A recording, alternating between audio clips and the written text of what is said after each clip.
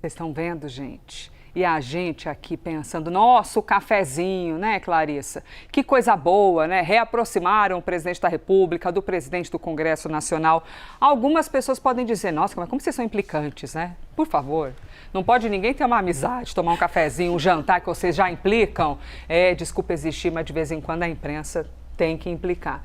Clarissa, é o date com pacote completo, é isso? Dá até para dar ciúme para o Macron, né?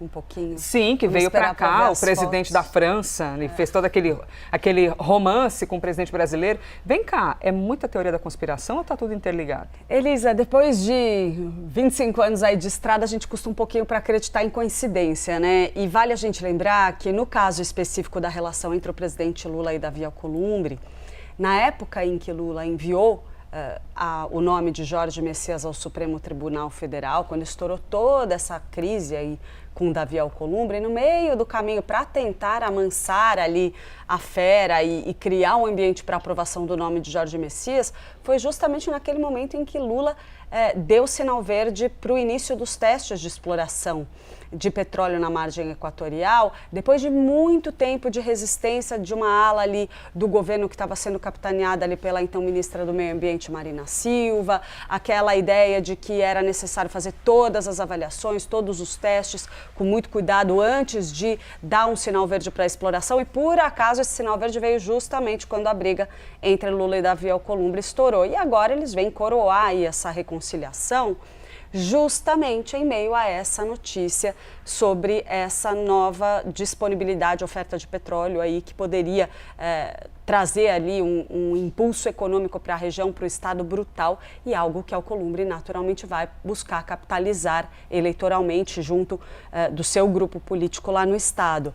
Mas eu queria trazer, Elisa, uma outra, digamos assim, uma outra coincidência, né?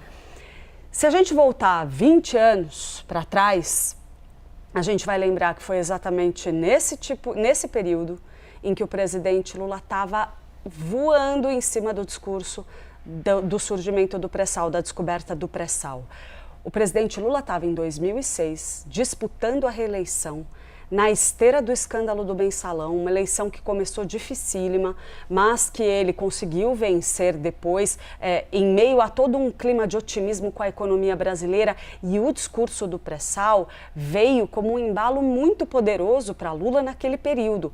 E é muito curioso a gente ver como exatamente 20 anos depois, também no momento em que Lula tenta se reeleger, também no momento em que Lula atravessa alguma dificuldade em termos de popularidade, já melhorou, mas não está no seu melhor momento, não tem uma vantagem significativa em relação ao seu principal adversário, surge agora então essa novidade a respeito do petróleo, que traz à tona mais uma vez a ideia o quê? Da soberania nacional. O discurso de Lula em relação ao pré-sal, e eu cobri Lula com muita proximidade naquela época, porque eu era repórter que acompanhava as viagens presidenciais, o discurso do pré-sal era fortíssimo, ele entrava em tudo quanto é fala do presidente, sempre naquela ideia, a gente está aqui para conquistar a nossa soberania, para garantir a nossa soberania, conquistar a nossa independência em relação ao resto do mundo. O Brasil tem que ser autossuficiente. O discurso da autossuficiência em petróleo foi algo imenso na campanha de Lula em 2006. E agora,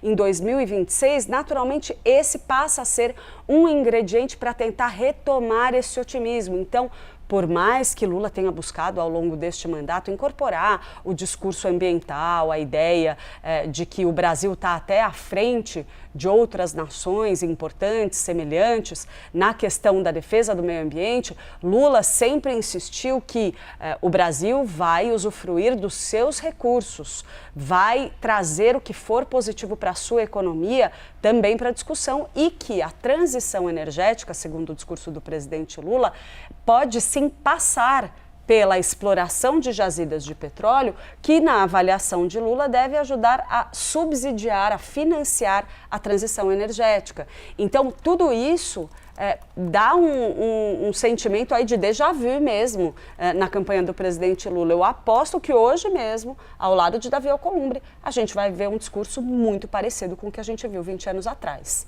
e as costuras políticas acontecendo. Vocês viram aqui, Theo, que pano pra manga rendeu essa tua entrevista, hein? Rendeu bastante coisa. Né? Rapaz, olha que Clarissa, Débora, Pedro, que eu não consigo chamar de Pedro, professor, tu és nosso teacher sempre, professor é Pedro, Larissa aparecendo aqui em tela, nessa entrevista com o Theo Cury. Eu tentei até caçar aqui, é porque tem tanto, é incrível quando uma entrevista rende, tem tanto recorte, que eu queria ver seu rosto junto com a presidente da Petrobras, ali na entrevista, Theo. Tem um recorte, depois dá pra ver no site. Isso aí. E tem a íntegra também, né? Ou seja, quem quiser acompanhar na íntegra... Isso, tem 10 minutos de entrevista na íntegra. Perfeito, consegue conferir. E ali o Theo ganhou um close para fazer... Para fazer o... Para fazer merchan, a divulgação, muito bom.